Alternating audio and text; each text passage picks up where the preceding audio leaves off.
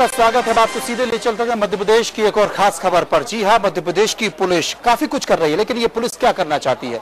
ये पुलिस सुधारना चाहती है पुलिस की फिटनेस, लेकिन क्या वाकई सुधार पाएगी? सबसे पहले आपको दिखाते हैं कुछ खास तस्वीरें।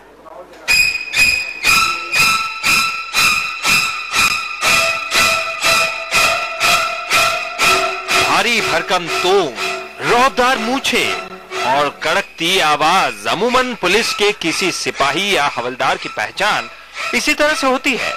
ये लोग भले ही वर्दी में रहें या फिर वर्दी में न भी रहें, इनकी एक अलग ही पहचान होती है।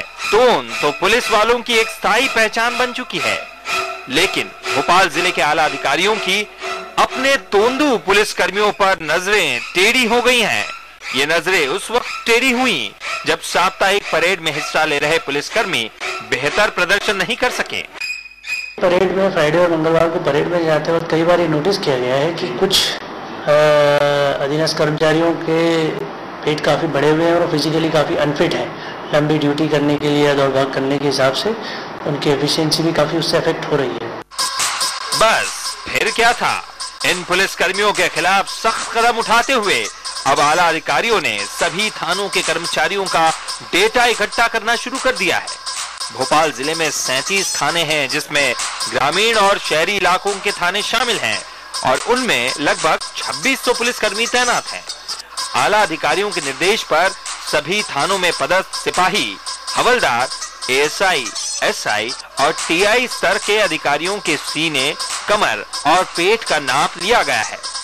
अब ऐसे पुलिस वालों का डेटा तैयार किया जा रहा है जिनका पेट उनकी कमर और सीने से 2 या 3 इंच ज्यादा है। जो रिकॉर्ड इकट्ठा हुआ है, जिसमें मेजरमेंट्स नाप लिया गया है पुलिस जितने भी कर्मी हैं उनकी बॉडी का, शरीर का, उसमें सभी थानों से जानकारी मंगाई गई है नाप की, और वो जानकारी को एनालाइज करने के बाद जो भी निर्णय उस पर लिया जाएगा।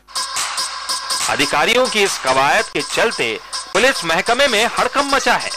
पुलिस महकमे में फिटनेस के लिए किए गए प्रयोग कोई नई बात नहीं है। कई अधिकारियों ने पुलिस बल को फिट बनाने के लिए कवायदें की हैं, लेकिन इस बार अधिकारियों ने सोच लिया है कि जो भी इस फिटनेस टेस्ट में फेल होगा उसे लाइन अटैच किया जाएगा। ऐसे में यह सस्पेंस बना हुआ है कि कौन फिटनेस टेस्ट में पास होगा और कौन फेल। विजय मानगे, सहारा समय, भोपाल।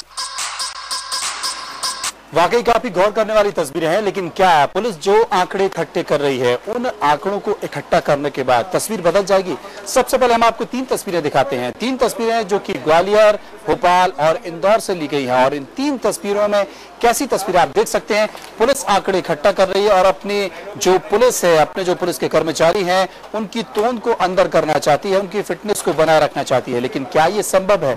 शायद नहीं, क्योंकि अगर आपको अपने शरीर को स्वस्थ रखना है, फिट रखना है, तो उसके लिए आपको समय से घर जाना होगा, समय से ऑफिस आना होगा, सोना होगा, उठना होगा। लेकिन व्यवहारिक रूप से अगर देखा जाए तो पुलिस की नौकरी में ऐसा संभव नहीं है। पुलिस में भर्ती को लेकर बार बार बात की जाती है, काफी संख्या बल में कमी है, भर्ती नहीं हो पा रही है, लेकिन इन सब के बीच इस तरह के सुधार की बात संभव नहीं है। लेकिन फिर भी पुलिस अधिकारी ये कह रहे हैं कि अब जवानों को उनकी फिटनेस ठीक रखनी होगी।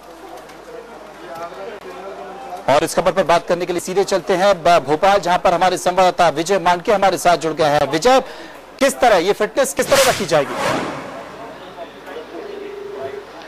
देखिए मनोज जी, ये जो फिटनेस है, पहले तो आंकड़े इकट्ठे किए जा रहे हैं। जो 2600 पुलिसकर्मी हैं उनमें से ये आंकड़ा निकाला जाएगा कि किन लोगों को फिटनेस की जरूरत है। उसके बाद जो अधिकारियों ने बात तय की है कि इन पुलिसकर्मियों को या तो लाइन अटैच किया जाएगा और उनके लिए 1 महीने का समय दिया जाएगा इन लोगों को कि वो अपनी तोंद जितनी कम कर सके उतनी कर ले, ताकि फिट रह सके और जो उनके जो रेगुलर काम है उसको ठीक तरीके से कर सके। क्योंकि देखने में ये आ रहा है कि सारे जो पुलिसकर्मी हैं वो बिल्कुल अनफिट हो चुके हैं।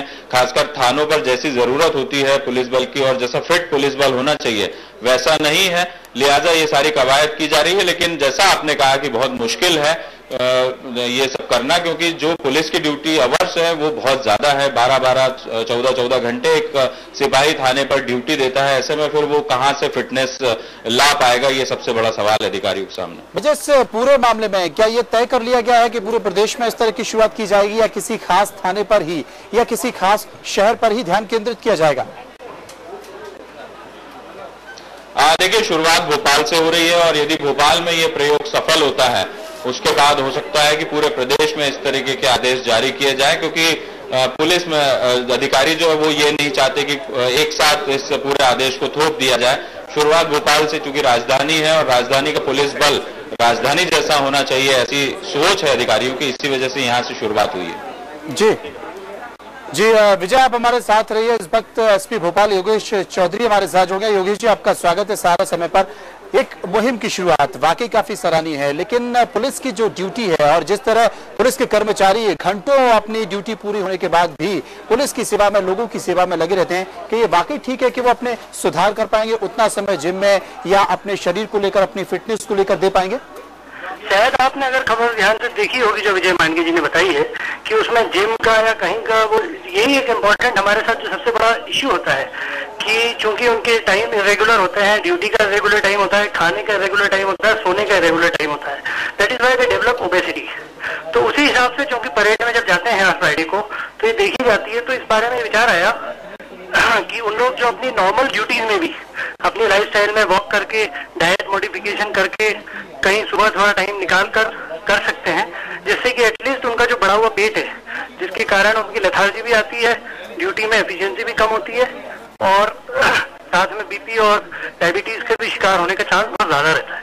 तो उसमें प्राइमरी इंपॉर्टेंट इश्यू ये है कि वो लोग चूंकि जिम और रेगुलर चीजें नहीं कर पाते, इसीलिए हम लोग कुछ ऐसा कर रहे थे कि we can brief and sensitise them कि वो लोग कर सकेंगे।